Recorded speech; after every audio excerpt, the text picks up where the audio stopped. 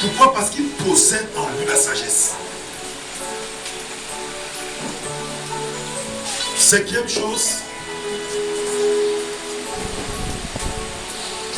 la sagesse introduira l'excellence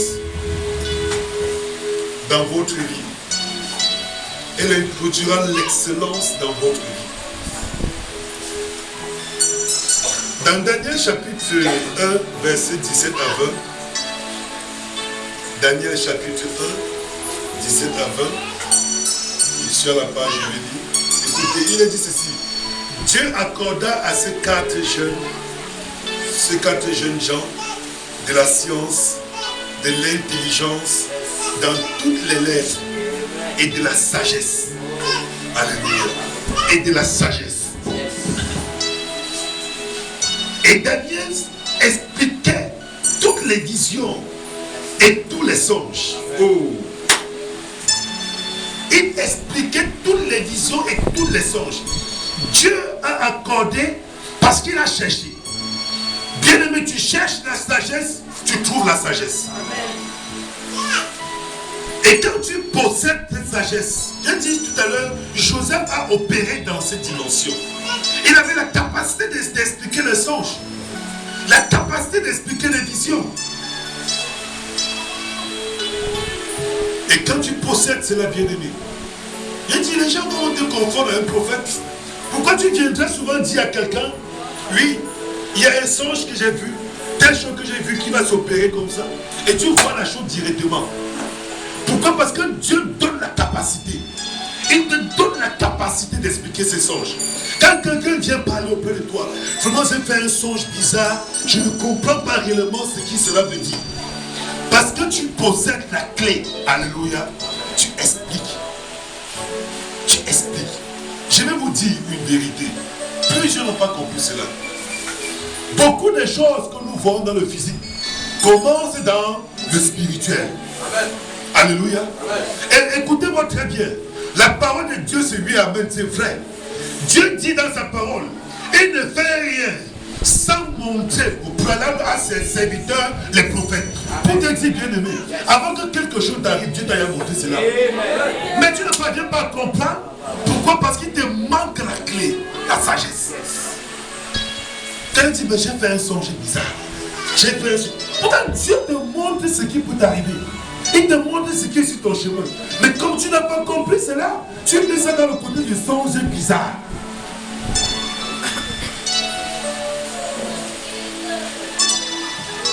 Le conseil que je vais te donner, c'est prie pour que quand Dieu te montre les choses, que ça soit clair. Et prie que Dieu t'accorde la sagesse pour pouvoir interpréter les anges. Qu'il t'accorde la sagesse. Que tu puisses interpréter comme Dieu dit. Il y a plusieurs interprétations dehors. Tu vas aller devant quelqu'un, quand tu lui expliques un songe, selon sa pensée, il n'a pas reçu l'interprétation. Il dit, je pense que cela veut dire. Il pense. Il te dit bien que je pense. Donc c'est sa propre pensée. Mais ce n'est pas la sagesse. Mais quand tu as cette sagesse, oh, il t'accorde l'excellence, la capacité d'expliquer. Voyez devant Joseph. Quand le roi dit à Joseph, voici mon songe. Personne ne pouvait interpréter cela. Mais à Joseph, Dieu avait donné quoi? La clé. Écoutez-moi. Quand on dit dans la parole que tout ce que Joseph touchait était béni, cela venait de l'onction de la sagesse qui coulait en lui. Amen. Parce que cela t'apporte la couleur. Alléluia. Cela t'apporte l'excellence. Et comme ça t'apporte l'excellence, bien aimé, tout ce que tu fais. Alléluia. Et dit tout ce que tu fais. Même ce que tu vois que tu as mal fait. Les gens voient que hey, cette fois-ci, là, non, c'est bon fini. Pourquoi? Parce que la sagesse vient arranger. Alléluia. Amen. Puisque tu possèdes la sagesse, toi tu vois que tu n'as rien fait de bon. Mais celui qui ne possède pas ça dit que non. Je ne crois même pas qu'un homme sur la terre peut faire comme toi. Tout ce que Joseph touchait était béni à cause de l'onction de la sagesse. Et ma Bible me dit que Dieu a créé le monde par la sagesse. Amen. Je vais vous dire une vérité, bien aimé. pouvez voir là, les prophéties, tout cela se trouve dans la sagesse. Amen. Il se trouve dans la sagesse. C'est pourquoi la sagesse fait partie des 9 dons de l'esprit. Et si c'est l'esprit de la sagesse, qui ne fait pas partie de cette sagesse que je suis en train de vous parler, parce que cet esprit de la sagesse vient de la sagesse dont je suis en train de partager avec vous. Et dit qu'il aura de l'excellence dans votre mentalité, dans votre travail, dans votre santé, dans tout ce qui vous concerne. L'excellence signifie que vous prospérez spirituellement, mentalement, physiquement et dans chaque secteur de votre vie. Donc tu as raté l'occasion de dire Amen. Quand c'est un amen pour me flatter, ou bien c'est un amen parce qu'on comprend ça. Alléluia. Je te dis bien aimé, quand tu possèdes la sagesse, écoutez, Daniel chapitre 6, le verset 3 dit ceci. Daniel chapitre 6, verset 3. Daniel 6, verset 3. Daniel surpassait les chefs et les satrapes parce qu'il avait en lui un esprit supérieur. Et le roi pensait à l'établir sur tout le royaume. Alléluia. Amen. Il avait en lui l'esprit supérieur. L'esprit de sagesse. Le Dieu qui va opérer en lui. Écoutez ici. Ce passage est écrit quand Daniel a 80 ans. Ici. Mais il avait l'esprit supérieur. Et quand le roi regarde Daniel, il dit j'étais un vieillard. Mais quand j'écris tous les sages, aucun nouveau Daniel. L'esprit supérieur opérait en lui. Il y a de l'excellence en lui. Il serait facile pour vous de produire ce que les autres trouvent difficile quand vous possédez cela. Facile de produire ce que les autres trouvent difficile. Si vous vous efforcez de rester fidèle à Dieu et à ses voies, soyez certains qu'il demeurera avec vous et vous introduira dans l'excellence. Écoutez ce que Ézéchiel chapitre 36, le verset 33 me dit. Ézéchiel chapitre 36, le verset 33 dit ceci. Il dit: ainsi parle le Seigneur l'Éternel, le jour où je vous purifierai de toutes vos iniquités, je peuplerai les villes et les ruines seront relevées, la terre dévastée sera cultivée, tandis qu'elle était déserte aux yeux de tous les passants. Verset 35. Et l'on dira: cette terre dévastée est devenue comme un jardin d'Éden. Et ces villes ruinées, désertes et abattues sont fortifiées et habitées. Et les nations qui resteront autour de vous sauront que moi l'Éternel, j'ai rebâti ce qui était abattu et planté ce qui était dévasté. Moi l'Éternel, j'ai parlé et j'agirai. Alléluia. Amen.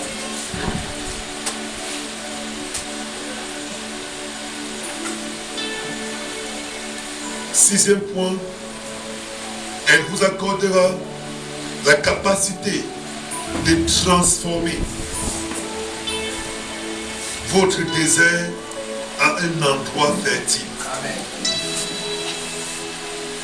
Elle vous accordera la capacité de transformer votre désert à un endroit fertile. La capacité de transformer. Parce qu'elle opère en vous. Elle vous accorde l'intelligence, la sagesse, la capacité de transformer. Là où les gens voyaient que c'est fini pour vous, et ils se rendent compte que là où on vous a abandonné, C'est comme si c'était un champ. Et regardez un peu. Le livre de Genèse, verset 6, verset 12, nous parle. Isaac était dans un désert. Alléluia. Est-ce qu'on sème dans le désert? Est-ce qu'on récolte dans le désert? Mais dans le désert, Isaac, la Bible dit quoi? Il sema. Et il fait comment? Il récolta. Dieu le bénit. Car l'Éternel le bénit. Au centuple. Il récolta au centuple. Pourquoi? Parce que la sagesse de Dieu était en lui. La sagesse de Dieu opérait en lui. Et comme cette sagesse opérait en lui, il récolta au centuple dans le désert. Et la Bible continue à dire que il devient à la suite, il est devenu très fort et riche. Et il posséda beaucoup de biens. Au point où les gens qui étaient avec lui ont dit non, tu es devenu très puissant, tu peux rester ici avec lui. Parce que ta porte, c'est cette puissance. Alléluia. Et le livre d'Ésaïe 41, verset 18, lui dit tout simplement que il dit, il changera ton désert. Il dit, il changera ton désert. Le verset 18 me dit, il dit, ne pense plus. Non, je suis pas là, 41, verset 18, oui. Il dit, je ferai jaillir des fleuves sur les collines et des sources au milieu des vallées. Je changerai le désert en un étang et la terre aride en courant d'eau. Alléluia. Je changerai. Et le verset 13 me dit, 19, je mettrai dans le désert le cèdre, l'acacie, le myrte, l'olivier. Je mettrai dans les lieux stériles le cypre, l'homme et le buis, tout ensemble. Ainsi, c'est l'œuvre de la sagesse. Alléluia. Bien, mais quand nous possédons cette sagesse, en ce moment, vous devenez productif. L'eau jaillira de votre désert. Et vous allez expérimenter la productivité et la croissance dans chaque secteur de votre vie. Le désert, là, c'est votre vie. C'est votre corps. Alléluia. Et parce que vous possédez la sagesse, et si cette sagesse vous amène à la connaissance suprême de Dieu. Je ne suis pas en train de dire que vous ne connaissez pas Dieu, que les gens ne connaissent pas Dieu. Mais écoutez-moi, il y a la connaissance suprême. Et quand vous arrivez à ce niveau de la connaissance de Dieu, vous commencez à opérer dans le miraculeux. Alléluia. L'ouvrage de vos mains sont bénis. Vos pensées, vos idées, votre travail et votre argent sont tous votre sémence. Alléluia. Et parce qu'il vous représente, étant dans votre sémence, parce qu'il vous représente, la sagesse tient en vous et fait que votre vie devient productive avec toutes ces choses. Avec votre sémence, par votre travail et par tout ce que vous pouvez faire. Et à partir de là, les gens voient en vous la faveur divine.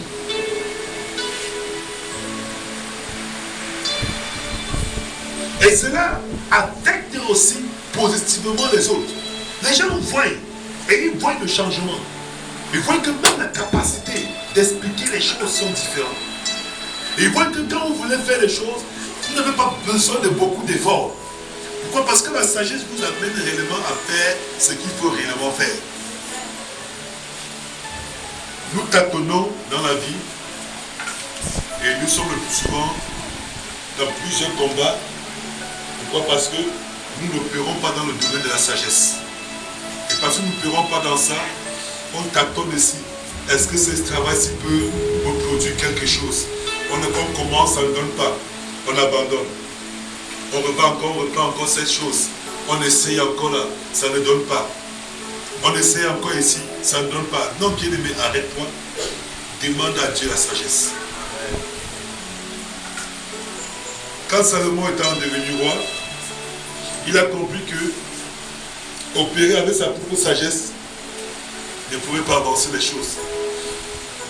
Il ne pouvait pas vraiment juger comme Dieu le veut. Il a demandé à Dieu la sagesse. Il dit, accorde-moi la sagesse pour pouvoir juger. Accorde-moi la sagesse. Et Dieu, la Bible nous dit quoi? Dieu a accordé la sagesse. Et il a eu cette sagesse en lui, au point quand il y avait une situation devant lui, il savait comment faire. Quand tu opères dans ce domaine, bien-aimé, quelle que soit la situation qui est devant toi, tu sais quoi faire, quoi dire pour arranger. Alléluia. Amen. C'est pourquoi il dit que celui qui possède dans cette sagesse possède les clés de la vie. Il possède les clés de la vie, de la réussite. Parce que tu possèdes la sagesse. Ce que l'autre voit mauvais, tu vois ça bien. Parce que tu as la capacité de transformer cela. Alléluia. Tu as la capacité de transformer. Là où les autres s'arrêtent, ils disent non, vraiment, je ne peux plus ici. La sagesse te montre qu'il faut continuer. Amen. Alléluia. Amen. Elle te montre qu'il faut continuer. Et quand tu continues, tu réussis.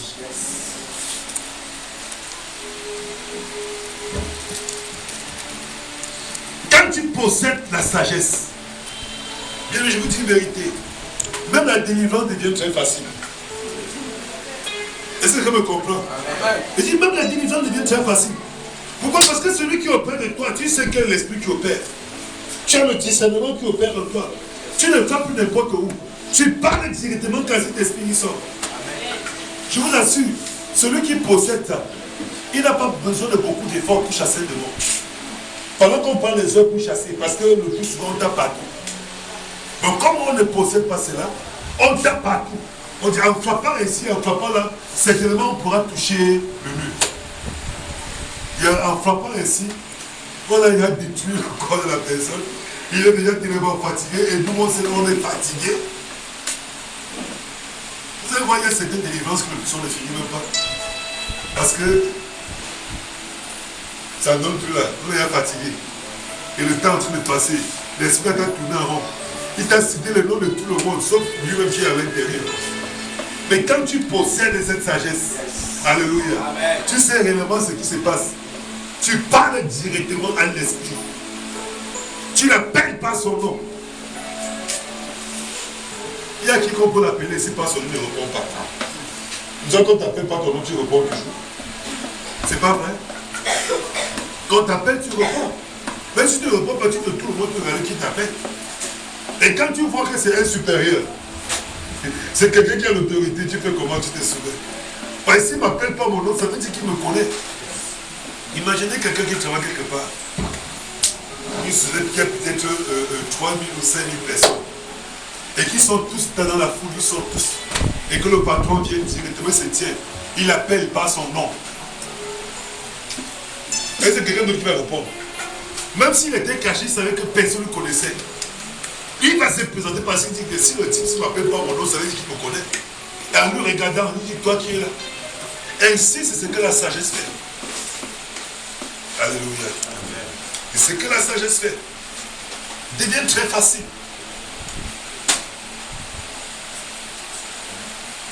Et septième chose que la sagesse fera pour vous, elle vous accordera la compréhension et l'intelligence. La compréhension et l'intelligence. Proverbe chapitre 2, verset 6. La compréhension et l'intelligence. Il dit, car l'Éternel donne la sagesse, de sa bouche sortent la connaissance et l'intelligence. Quelqu'un d'autre me lit Luc chapitre 24, verset 47. Luc chapitre 24, verset 47.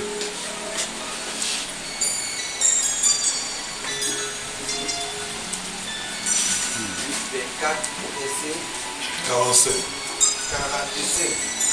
Alors, il leur ouvrit l'esprit afin qu'ils comprissent les Écritures. Alléluia. Amen. Alors il a ouvert l'esprit afin qu'ils comprissent quoi? Les Écritures. C'est-à-dire que quand il ouvre l'esprit, c'est-à-dire qu'il relâche l'onction de la sagesse. Amen. Et quand il relâche, ils ont la compréhension des Écritures. C'est que mais dans la parole, voici ce que la parole de Dieu me dit. Donc quand nous lisons, oh bien-aimé, je t'assure, quand tu as cela, oh, quand tu lis la parole, tu commences à comprendre la parole comme Dieu a écrit. Comme tu prends un verset. Pendant que l'autre lit ne comprend pas, toi tu as la compréhension de Dieu. Alléluia. Amen. Tu es rempli de son esprit à ce moment. Oh, la machakaraba. Bien aimé, je t'assure. Il dit, il t'accorde la